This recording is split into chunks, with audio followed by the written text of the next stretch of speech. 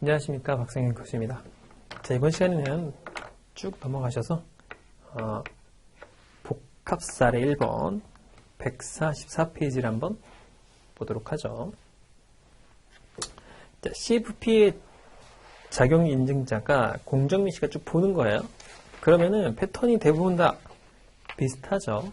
그래서 문제가 쭉 넘어가시면 10개가 구성되어 있어요.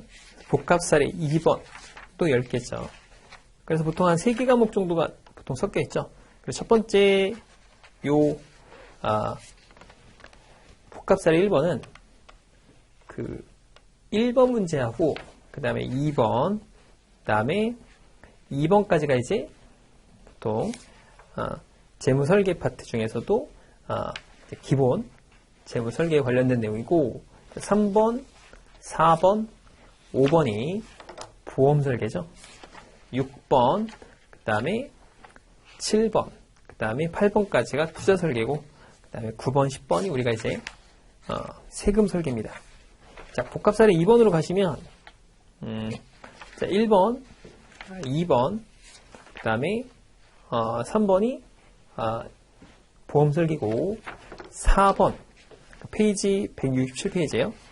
4번, 5번, 6번, 7번까지는 아니고 6번까지가 이제 6번까지가 요 부동산 설계, 7번, 8번까지가 세금 설계, 세무 설계죠. 그 다음에 9번, 10번이 이제 상속 설계 이런 식으로 구성이 되어 있다라고 보시면 됩니다.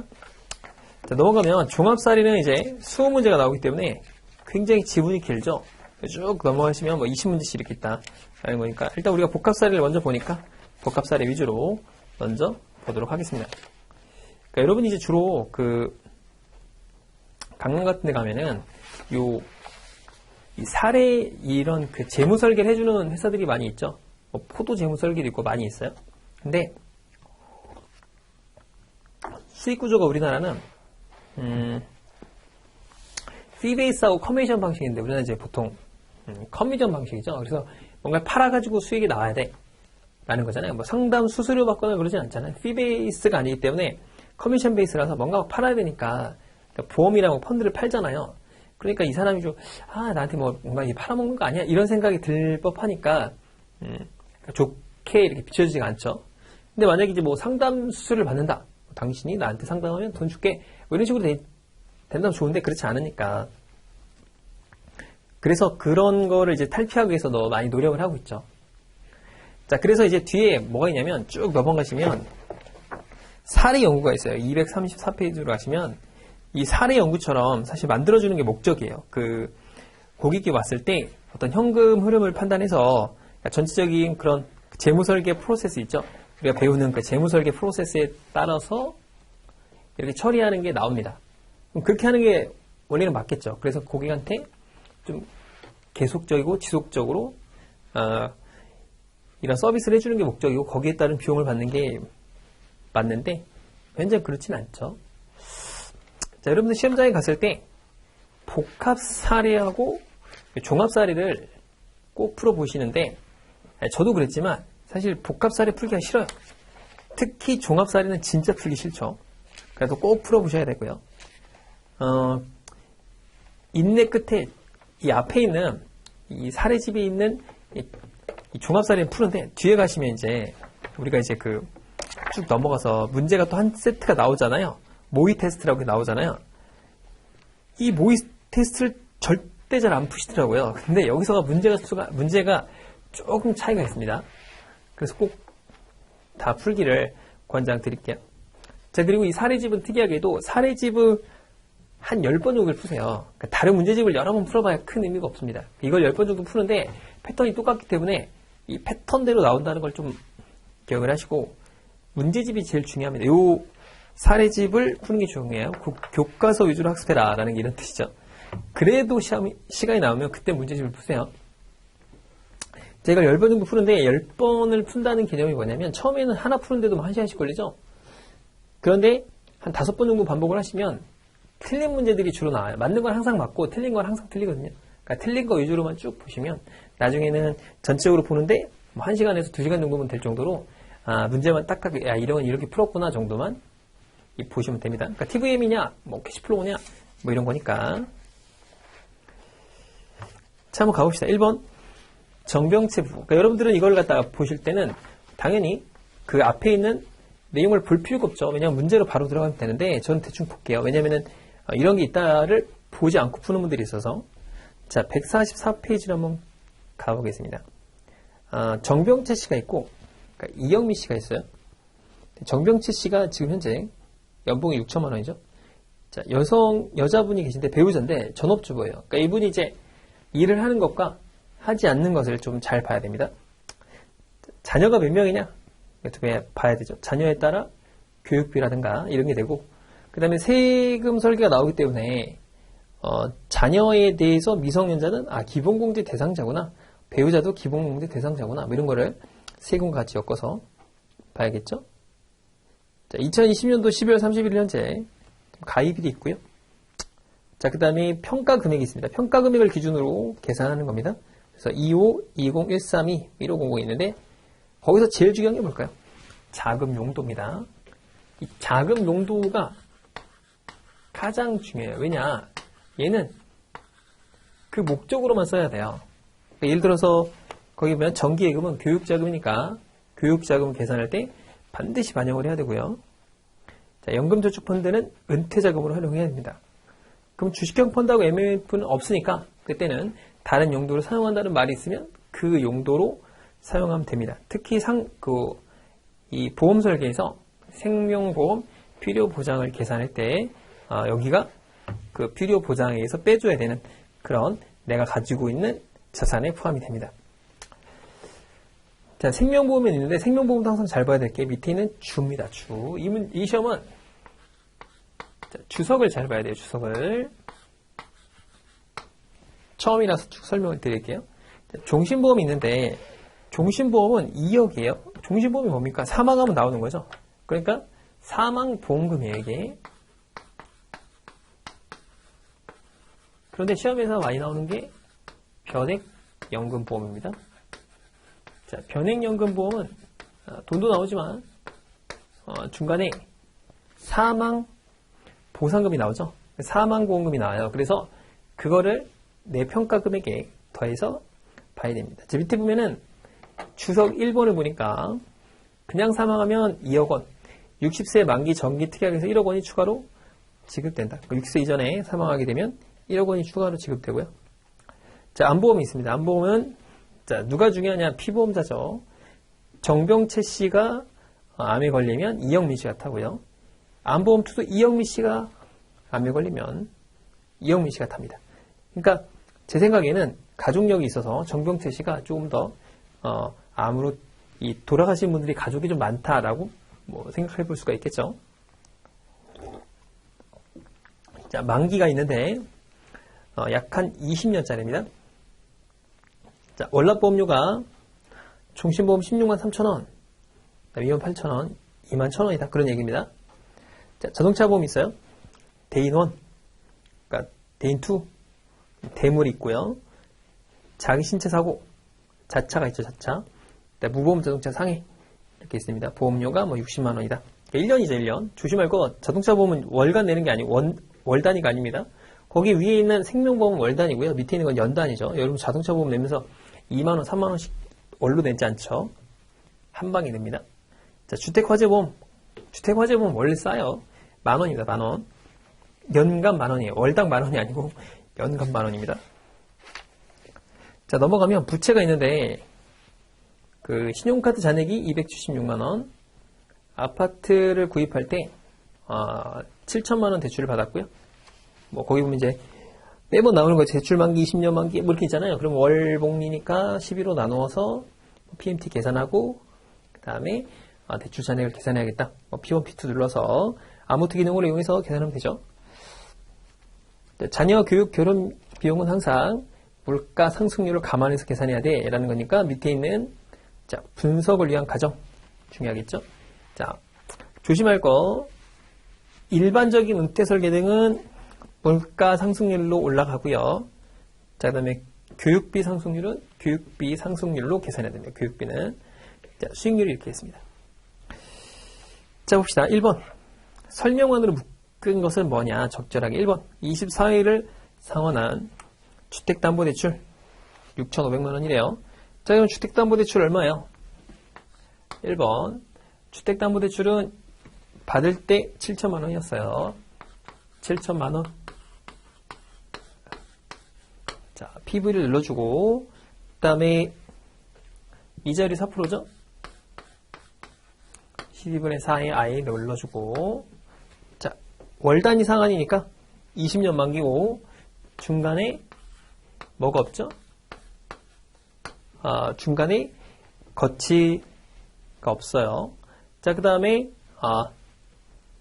12개월을 한 N을 눌러주고, 자, PMT 엔드 모드죠. 대출은 항상 엔드니까. 자, 눌러볼게요. 눌러봅시다. 클리어 TVM 눌러주시고, 자, 그 다음에 7천만 원 PV 넣어주고, 4 나누기 12 I에 눌러주고, 그 다음에 20 곱하기 12를 N에 눌러주고, PMT 계산하면 424186이 나옵니다. 자, 이렇게 나오죠? 자, 그러면 24회차를 상환했다고 했으니까 P1에 1, P2에 24를 넣고 이자하고 원금을 계산해 봅시다. 세컨 아무튼 눌러주고 1 눌러주고 24 눌러주고 계산하면 밸런스가 얼마야? 밸런스가 65239죠. 자, 밸런스가 여기 이제 이게 뭐야 이게? 이게 대출 잔액이죠? 65239가 나옵니다. 그쵸? 자, 그 다음에 밑으로 내려서 PRN, 그러니까 상환한 원금. 그러니까 당연히 상환 원금은 7천에서 이거 빼면 되겠죠? 그래서 4760이 나옵니다.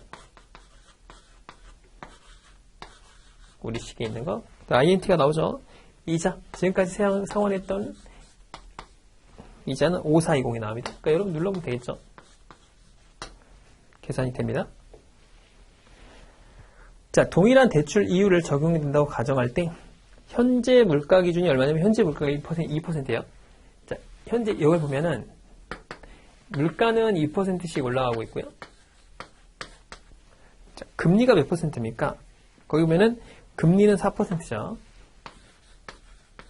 금리가 4%이기 때문에 자, 이 경우는 어떻게 되냐 이거예요. 그러면 만기 일시 상환으로 변경하는 것이 유리하다라고 했습니다. 자, 대출 상환 방식을 만기 일시로 상환하는 것이 유리하냐라고 했어요. 자, 이건 계산하지 않아도 알 수 있습니다. 그러니까 계산하는 게 아니라고 했었어요. 나중에 그 계산하는 게 아니고 그냥 알 수 있습니다. 한번 볼게요. 그 다음에 답은 현재 시점에서 대출 잔액을 만기 일시 상환 방법으로 대환하게 되면 그러니까 대출을 갈아타는 거죠. 연말 정산 시 장기주택 차입금 이자 상환을 받을 수 있냐? 자, 일단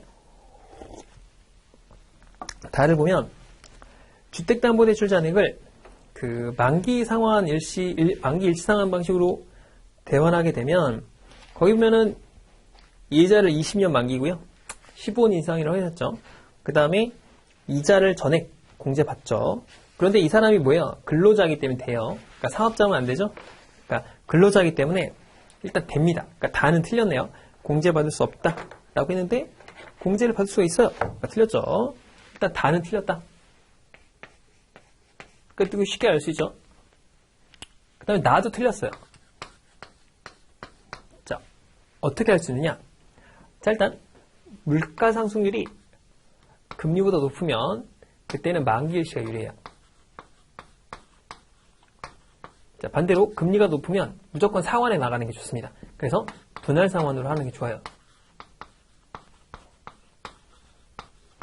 그런데 지금 뭐가 높죠? 지금은 금리가 더 높은 상태라서 무조건 분할 상환으로 가는 게 좋습니다. 왜 그러냐? 한번 생각해 볼게요. 이렇게 만기 일시라는 건 이자만 내다가 원금 상환을 하지 않죠? 그쵸? 그런데 만약에 집값이, 이게 물가라는 게 집값이 올라가는 거랑 비슷하거든요? 집값 1년에 5%씩 오르는데 금리가 4%예요. 그럼 최대한 원금은 상환하지 않는 게 좋죠. 왜냐하면 집값이 올라가니까. 근데 반대로 금리가 높아버리면 집값 오르는 것보다 이자 내는 게 더 많으니까 빨리빨리 상환하는 게 좋은 거예요. 상식적으로 생각하면. 그렇죠? 그래서 일단 정답은 쉽게 찾습니다. 계산 한번 해봐야죠. 그러니까 지금이 어느 때예요? 저금리에 물가는 계속 오르고 있으니까 자, 우리가 현재 금리는 1%대죠. 1에서 2%대고 물가는 막 4, 5%씩 오르잖아요. 라고 하죠. 이제 막 제조업 이런 원자재 물가도 오르고 하고 있으니까 그때는 무조건 뭘 해야 돼요? 만기일시로 가는 게 좋으니까 집값이 더 오르는 거예요. 사실 이 원리에 따르면 그러니까 화폐 시간 가치만 따지고 봐도 사실 현재는 뭐라는 게 좋죠? 만기일시로 가는 게 좋지만 우리나라의 제도가 지금 현재 그렇게 놔두진 않죠. 뭔가 막 상환하라고 하고 막 집값이 오르니까 그렇겠죠. 그 사람들이 시장 원리에 따르면 무조건 현재는 만기일시로 가는 게 훨씬 유리합니다. 이자만 내다가 집값이 엄청나게 오르면 그걸 상환해버리면 되니까 그렇겠죠. 자, 그 다음에 납원을 원리대로 따질 때 조심할 게 있어요. 할인율은 항상 물가로 할인한다 이렇게 생각하시면 됩니다. 자, 그러면 얼마나 상환되느냐를 보면 상환액이 큰 게 더 안 좋은 거겠죠. 첫 번째 예를 한번 상환해 본다고 치면 424 그러니까 분할 상환 방식으로 지금 상환하고 있는데 분할 상환으로 상환할 때 상환 금액을 현재 가치로 한번 할인해 보는 거예요. 자, 그런데 얘는 지금 얼마가 지났느냐? 봤더니 2018년도에 상환했고 2020년도이기 때문에 24회 차를 상환한 상태고 지금 나머지가 몇 년이죠? 지금 20년 막이니까 18년이 남은 상태예요. 자, 그러니까 424 186을 PMT 자 엔드 모드로 넣어주고요. 그 다음에 지금 몇 년 남았냐? 20년, 18년이 남았죠. 18년 곱하기 12년 하면 200, 그러니까 이런 거잖아요. 얘가 한 달 뒤부터 424가 계속 나와가. 몇 번? 216번이 나가는 거예요. 216L을 넣어주고, 조심할 게 있는데, I를 넣어줄 때, 이때 물가 상승률 2%니까, 이렇게 넣어주면 되냐? 안 된다, 이거야, 안 된다. 왜 그러냐면, 지금 2% 이건 뭐죠? 연복리예요, 연복리. 근데, 얘는 뭐죠? 월복리잖아요, 월복리. 그러니까 뭘로 바꿔줘야 돼? 이 2%를, 자, 월복리로 바꿔줘야 됩니다. 그럼 100을 넣어주고, 자, 101을 넣었어요. 그죠? 넣었더니, 12N으로 튕기니까 몇 I냐? 계산한 거죠, 그죠? 그러니까, 2% 튕겨서 넣었는데 12분을 쪼개서 받으면 얼마지? 라는 거니까 계산해주면 0.165가 나와요. 그러니까 이게 퍼센테이지죠. 그러니까 여기다가 이렇게 넣어주면 안 되고 얼마를 넣어줘야 되죠? 요걸 넣어줘야 됩니다. 자, 그렇고서 PV를 누르는 거예요. 이게 뭐냐? 이렇게 받는 분할 상환에 대한 요 물가 상승률 할인한 상환액이 현재 가치죠. 계산해볼까요? 클리어 TVM 누르고 424.186 제대로 다 넣어야 됩니다. 왜냐하면 이게 끝자리가 비슷하니까 216N 그 다음에 0.1652 I를 눌러주고 PV를 눌러주면 약 한 7,700 009 993 이렇게 나오는데 비슷하죠? 끝자리가 다 넣으면 좀 작아요. 그래서 계산하면 7,700만 원 정도 나옵니다. 이렇게 누르면 약 한 66646인데 뭐 끝자리는 그렇게 중요한 게 아니니까 자 이렇게 나옵니다. 자, 그런데 이 만기 상환 일시 방식은 좀 조심해야 돼요. 왜냐하면 자, 두 번째 만기 일시로 내는 건 쭉 다음 기부터 이자만 내죠. 그 다음에 만기에 뭘 내요? 원금과 이자를 냅니다. 그렇죠? 그 이때는 조심할 거는 뭐 TVM을 눌러도 되고 캐시플로우 눌러도 됩니다. 그러면 월 이자 상환액은 얼마일까요? 월 이자 상환액. 요거죠, 요거. 자, 지금 남은 금액이 얼마냐면 얼마였죠? 아까 나왔던 게 6523000이죠. 요만큼 이제 대환을 한 거예요. 자, 곱하기 월 이자 상환액은 어떻게 되나요? 지금 이자를 4%씩 내니까 4 곱하기 12분의 1만큼 내겠죠? 자, 계산해 볼까요? 65239 얼마냐? 578 곱하기 0.04 나누기 12 하면 21만 7천원씩 내는 거예요. 자, 217465만큼을 냅니다. 그쵸? 그러니까 여기서부터 쭉 넣어서 만기에 요 원금을 갚아야 되겠죠? 그러니까 캐시플로우를 누르면 0 CF0 217.465를 CF1기 넣어주고, 자, 216번인데 몇 번 넣어야 돼요? 215번을 넣어야 됩니다. 여기다 넣어야 되죠. 근데 조심할 거는 얘하고 얘를 더한 게 마지막이에요. 그래서 자, 계산하면 65239 7 얼마였죠? 그 578 더하기 요걸 더해야 되죠. 217,465 하면은 요게 6,500 457 034가 CF2기입니다. 그죠? 자, 그 다음에 I를 뭐 해야 돼? I. 똑같이 요거 넣어야 됩니다. 0.52 넣고 PV를 넣어주면 되겠죠? 그쵸? 캐시플로 누르고 그 다음에 0CF0 217.465 엔터 215 넣어주고 요거 457 엔터 눌러주고 MPV에 0.1652 한 다음에 눌러주면 약 얼마 나오냐? 8,500만원이 나와요. 그러니까 뭐가 더 유리한 거예요? 자, 분할 상환은 7,700만원 상환하게 되고요. 얘는 8,500만원 상환하게 돼요. 압도적으로 이게 불리하죠. 이게 좋은 게 아니에요. 많이 내야 되니까. 작은 게 좋은 겁니다. 작은 게. 그래서 틀린 겁니다. 그러니까 여러분들 이건 계산하지 마시고 이 원리를 따라가는 거예요. 그러니까 집값의 상승 원리죠. 그러니까 금리가 낮을 때는 무조건 만기시가 좋아요. 금리를 적게 내고 그 다음에 상승률이 좋으니까. 자, 그렇게 생각하면 됩니다. 그래서 1번 문제는 사실은 계산하는 문제는 아니고 첫 번째 것만 계산하면 되기 때문에 1분 안에 풀 수 있었던 문제입니다. 1분 안에. 자, 넘어가 봅시다. 자, 2번 문제는 뭘 조심해야 되느냐? 그 물가 상승률이 아니라 교육비 상승률을 써야 된다는 거죠.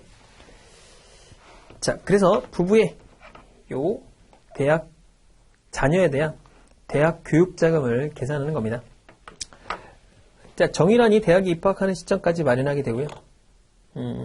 대학 자금 기간 동안 1년 단위 정기예금에 예치해서 매년 초 인출하려고 합니다.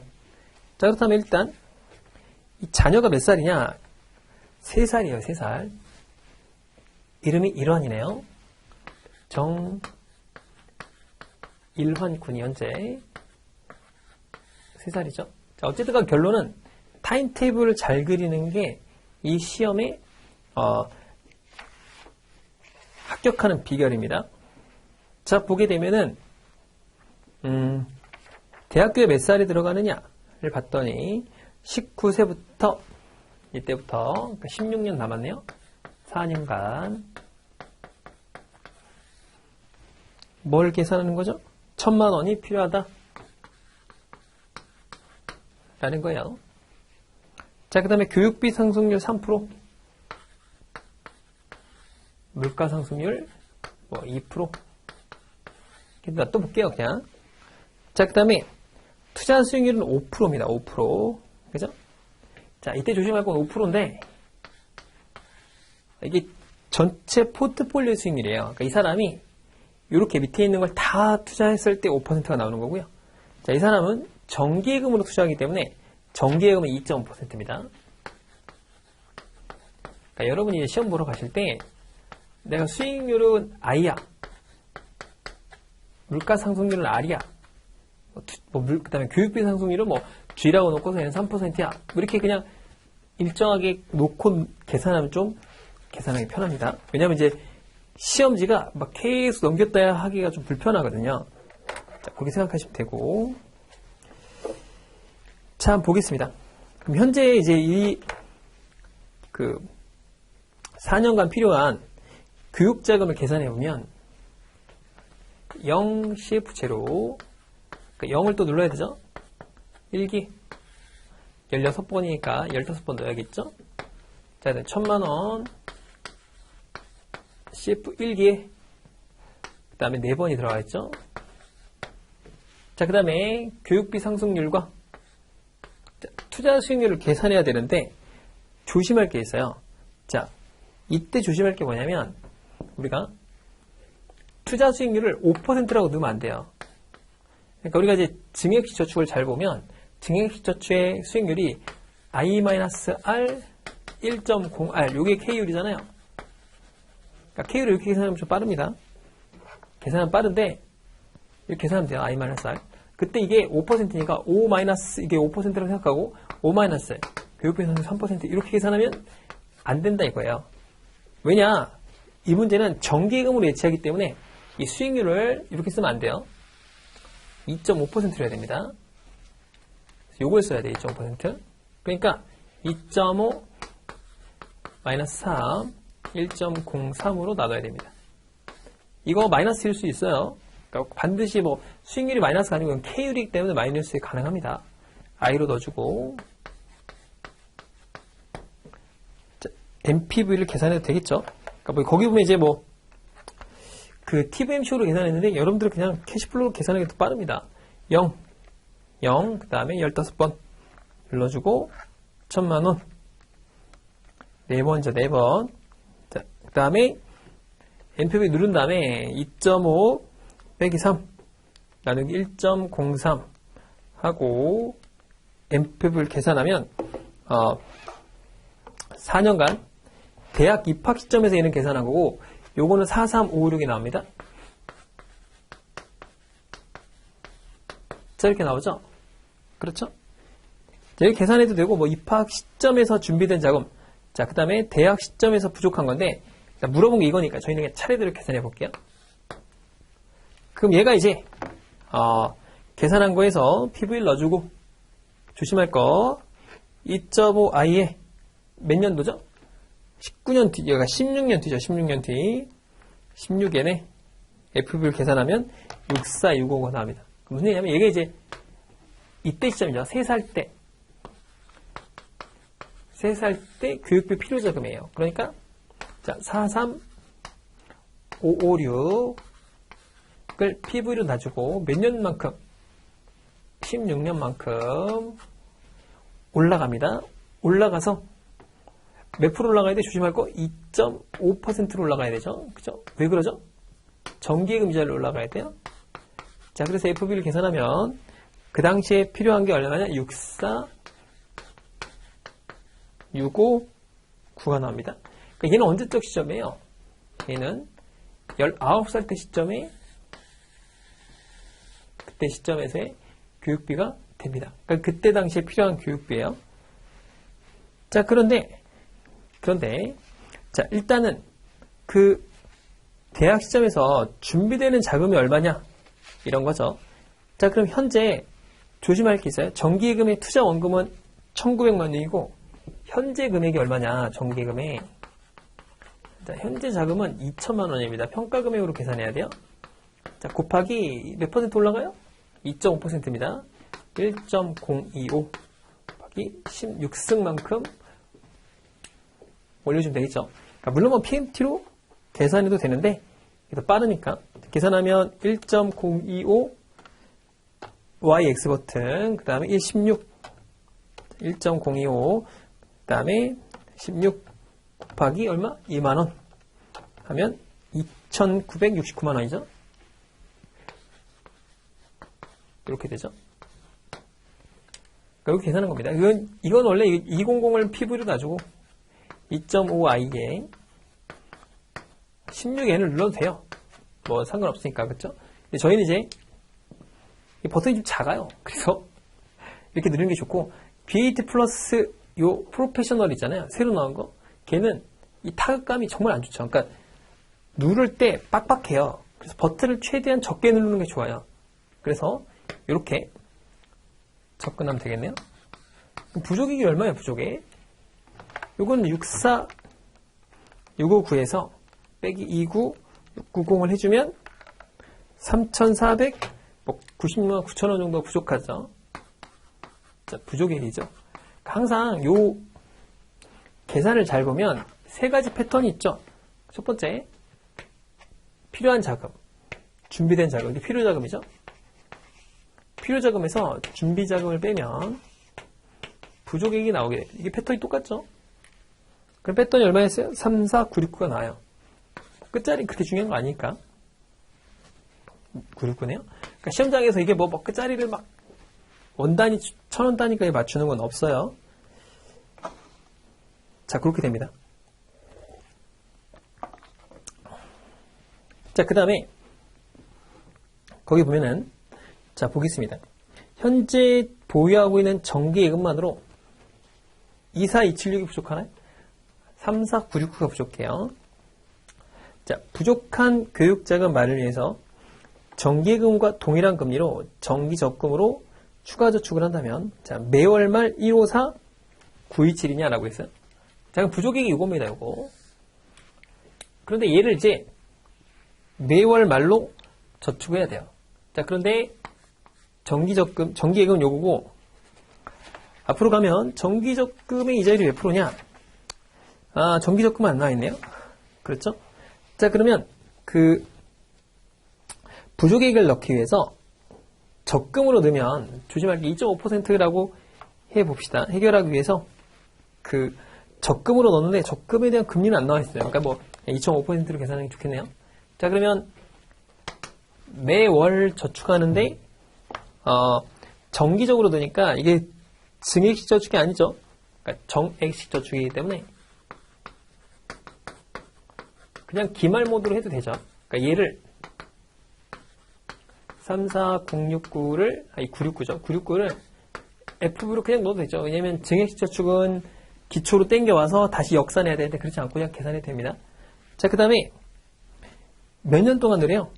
그 추가적으로 매월 말 넣으니까 16년 동안 저축을 하니까 16 곱하기 12개월을 N으로 넣어주고, 자, 이자율은 2.5%로 계산했어요. 여기서는 별다른 얘기가 없으니까 얘를 12로 나누어서 I로 넣어주면 되나요? 안 되죠. 왜 안 되죠? 그게 넣어주면 안 되는 이유가 얘는 연봉리잖아요. 근데 PMT가 월 단위이기 때문에 얘를 뭘로 바꿔줘야 되죠? 얘를 연봉리를 월봉리로 바꿔주면 됩니다. 그렇죠? 그런데 그 차이가 그렇게 크지 않을 거예요. 그러니까 이렇게 계산해도 상관없어요. 왜냐? 한번 계산해 볼까요? 이대로 한번 계산해 봅시다.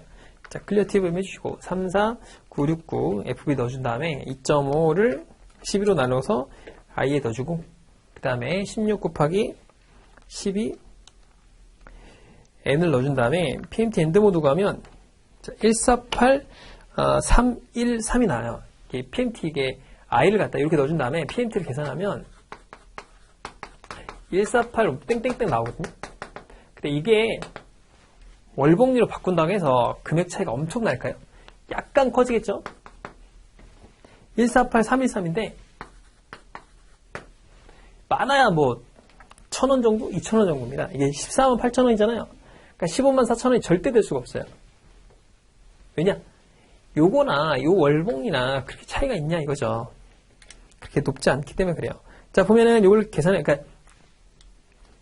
보면 이것도 좀 높아지겠죠. 왜냐면은 금리가 너무 고평가돼서 낸 거죠. 금리를 좀 더 낮게 넣어주게 되잖아요. 월봉리로 넣어주게 되면. 자, 그러니까 계산해 보면 연봉리를 월봉리로 바꾸는 것 같아요. 100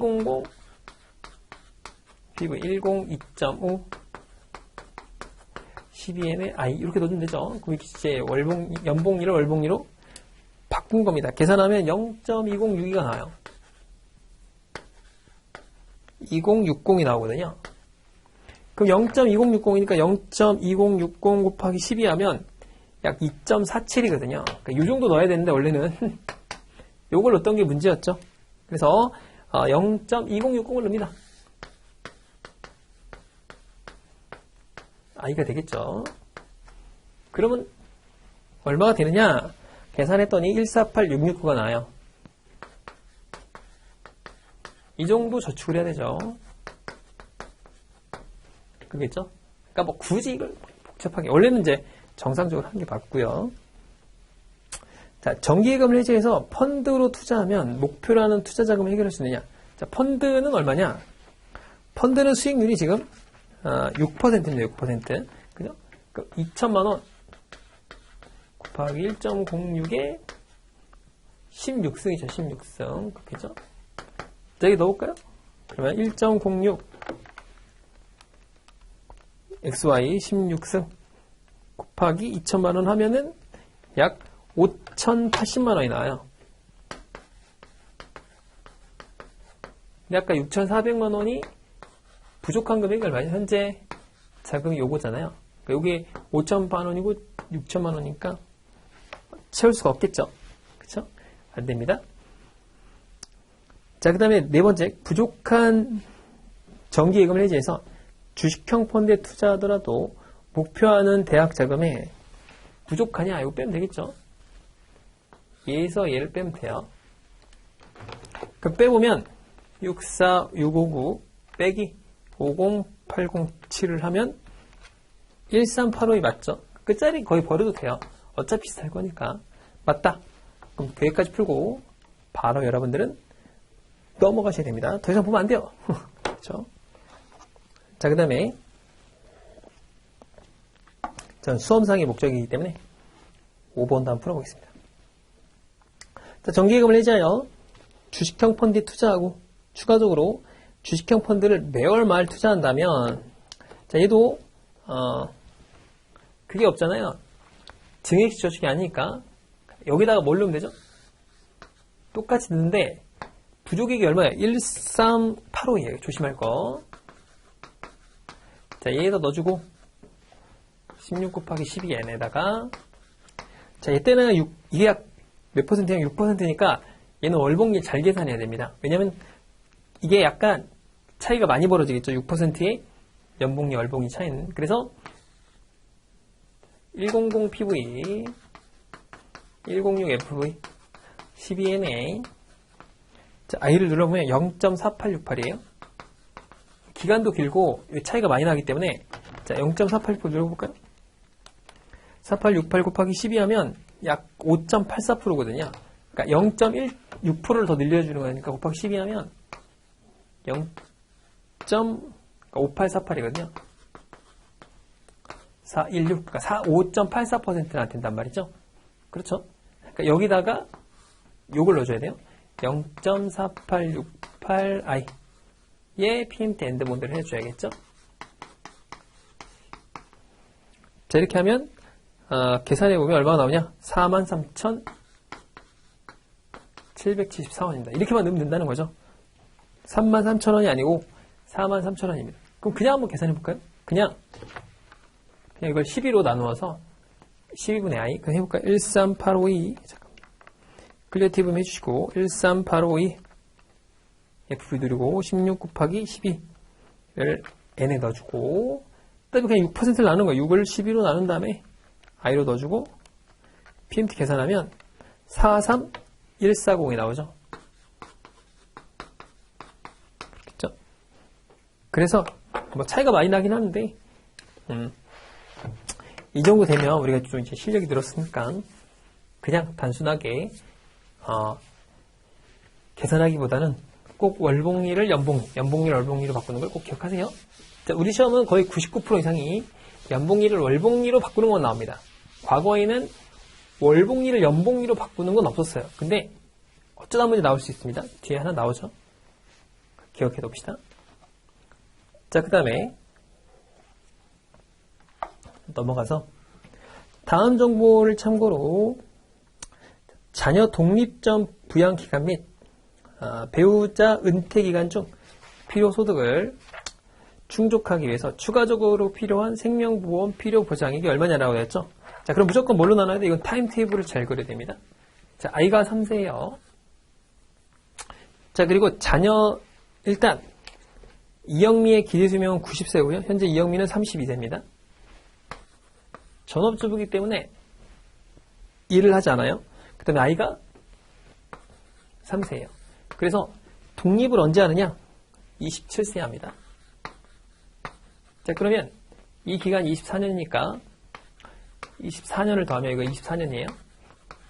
그럼 엄마 나이는 몇 살이 되냐면 66세가 되겠습니다. 그러니까 아버지가 돌아가셨을 때 자녀를 키우려면 자녀 독립 전에는 돈이 많이 필요 없고 독립 후에는 이제 자녀가 독립하니까 돈이 필요하지 않겠죠. 그래서 90세까지 이렇게 나누는 거예요. 자, 그 자녀는 이제 필요 없습니다. 자녀의 기간은 중요한 게 아니고 자녀는 이제 독립했으니까 돈이 필요 없으니까. 자, 24년이고 여기는 23년입니다. 그래서 이건 좀 판단하기가 쉬운데 그렇죠. 근데 이거는 이제 좀 계산하기가 좀 복잡하죠. 24년이 56세네요. 잘못 계산했죠? 56세죠, 56세. 기간이 달라지겠네요. 자, 56세. 자, 이렇게 되겠죠? 자, 그 다음에 56세부터 90세니까 34년이 되겠죠? 그렇겠죠? 자, 그래서 56세부터 32세까지 24년이 걸리고 그 다음에 34년이 필요하다라는 거죠. 자, 그 다음에 필요한 걸 봤더니 자녀 독립 전 3,600만 원 필요해요. 1년간 3,600만 원 필요하고 당연히 물가 상승만큼 반영을 해야 됩니다. 자, 자녀가 독립하면 2,400만 원 필요해요. 그죠? 34년 동안 필요하고 24년 동안 필요하다. 그런 거죠. 정병체 사망에 따른 유족연금은 고려하지 않는다. 라고 돼 있고. 자, 그 다음에, 종신보험 사망보험금은, 반영을 하지 않습니다. 중요한 거, 국민연금도 없고요. 그 다음에, 기대수명이 90세다. 여기 끝이죠? 그러니까 쉬운데, 뒤에 가면 이제 슈퍼로 복잡한 그런, 부양가족을 계산하는 게 있는데, 그건 타임테이블을 잘 그려야 됩니다. 자, 생명보험 필요 보장액을 계산하려니까, 첫째, 필요한 금액이 필요하겠죠. 자, 생명보험 필요보장액은 무조건 기초모드입니다. 왜냐? 먹고 살아야 되니까 지금부터 돈이 있어야 돼요. 연말로 나오면 큰일 나죠. 그죠? 왜냐? 돈이 없는데 어떻게 살아요? 1년 동안. 1년 동안 죽고 나면 이게 다 뭔 소용이 있습니까? 자, 그러니까 3,000을 CF0기에 넣어줘야 되고요. 3,600을 CF1기에 총 24번 중에 몇 번을 넣어야 돼요? 23번을 넣어줘야 되겠죠? 자, 그리고 2,400만원, 그게 2,400만원이 필요하죠? 2,400만원이 필요하고, CF2기에 총 34번이 필요합니다. 24번이죠? 아니, 23번 맞죠? 한 번 나왔으니까. 34번이 필요합니다. 자, 그 다음에, 조심할 건, 거기 보면, 뒤에 보시면, 물가 상승률이 2%예요. 그 다음에 투자 수익률은 5%죠. 왜냐? 포트폴리오를 짰으니까 5%가 될 겁니다. 5 빼기 1.02 I에 MPA를 눌러볼까요? 그게 뭐죠? 그게 바로 현재 필요한 금액입니다. 볼까요? 그러면 캐시플로우를 눌러서 클리어 워크 한 다음에 3,600 눌러주고 그 다음에 3,600 눌러주고 3,600 누른 다음에 23번이죠.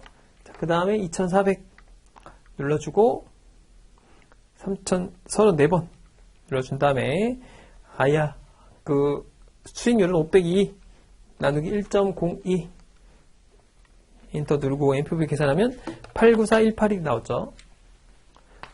자, 이게 뭐죠? 현재 필요한 금액이에요. 필요 금액이 894 18이 나왔고 준비된 자금이 있겠죠. 자, 준비된 자금은 항상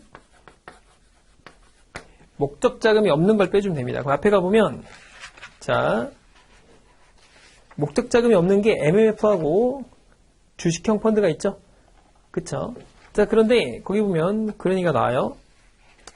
자, 정병체 사망에 따른 유족연금은 아예 고려하지 않대요. 그러니까 국민연금을 고려하지 않는다는 거고, 준비자금은 사망보험금만 반영합니다. 그러니까 한마디로 얘기해서 거기는 금융자산에 MMF나 주식형 펀드는 반영하지 말아라 그런 얘기예요. 그럼 만약 이 말이 없으면 어떻게 되죠? 다 이용해야 됩니다. MMF하고 주식형 펀드를 이용해서 2,500만 원하고 1,420만 원을 빼야 되는데, 자, 종신보험이 있잖아요. 정병채 씨가 사망하면 종신보험이 있는데 2억에다가 특약이 있죠. 그래서 60세 이전에 사망했기 때문에 3억 원을 받게 됩니다. 이렇게 받게 돼요. 근데 만약에 그 별다른 말이 없잖아요. 그럼 MMF도 빼주고, 그 앞에 보면은 주식형 펀드도 빼주게 돼 있어요. 원래 특별한 사정이 없으면. 근데 앞에는 전제가 고려하지 말아라 라고 돼 있으니까, 아까 원래 2,500만 원, 그 다음에 1,320만 원 쓰게 돼 있어요. 원래. 그렇죠? 그리고 부채도 상환해야 되고 이러는데, 그런 얘기는 없으니까 이거만 반영해라 라고 했으니까 빼면 이렇게 되는 거죠. 그래서 거기 보시면 정답이 몇 번이에요? 정답이 3번이 되겠네요. 4번 한번 가보겠습니다. 4번. 자, 아파트에서 주민의 과실로 화재가 발생해서 건물에 대한 재산 손해액이 4천만 원, 잔존물 제거 비용도 우리가 보상을 받죠. 자, 손해방지 비용, 기타 협력 비용이 있습니다. 기타 협력 비용은 전액 보상이다 라고 되어 있죠. 자, 주택 화재 보험이기 때문에 코어 인슈어런스 적용이 된다 라는 거죠. 자, 일단 화재 발생 후 보험 가액을 평가하니까, 자, 가제도가 3억 5천이고 보험 가액이 중요하죠. 이게 현재 평가한 이 보험액이죠.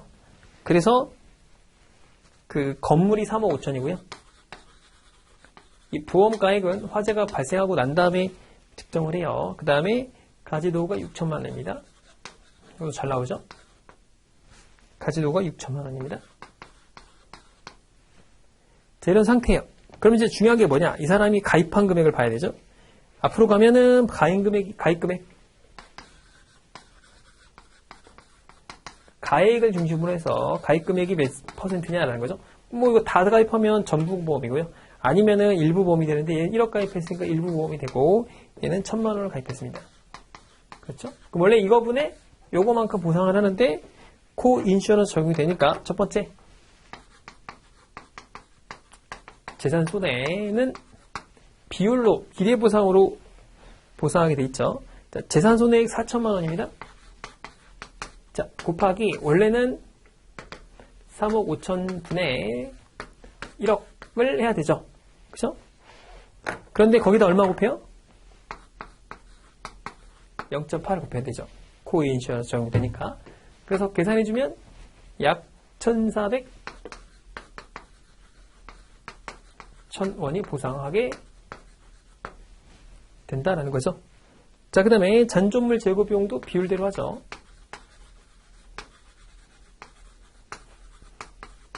자, 그래서 1,000만 원이라고 했죠. 곱하기 똑같죠. 1억 원 곱하기 0.8 계산되죠. 마찬가지로 코어 인슈어런스 적용이 되니까, 자, 여기 될 겁니다. 자, 손해방지 비용도 마찬가지죠.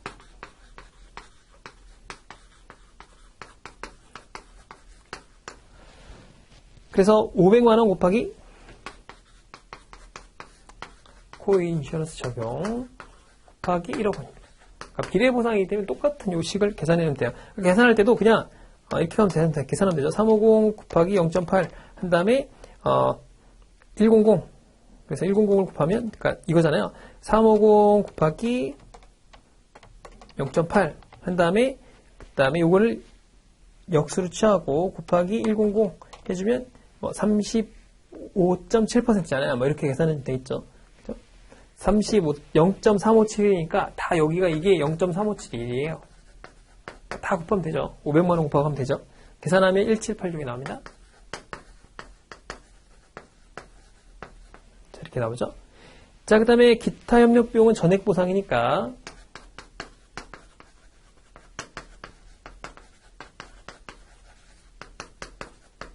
자, 이렇게 됩니다.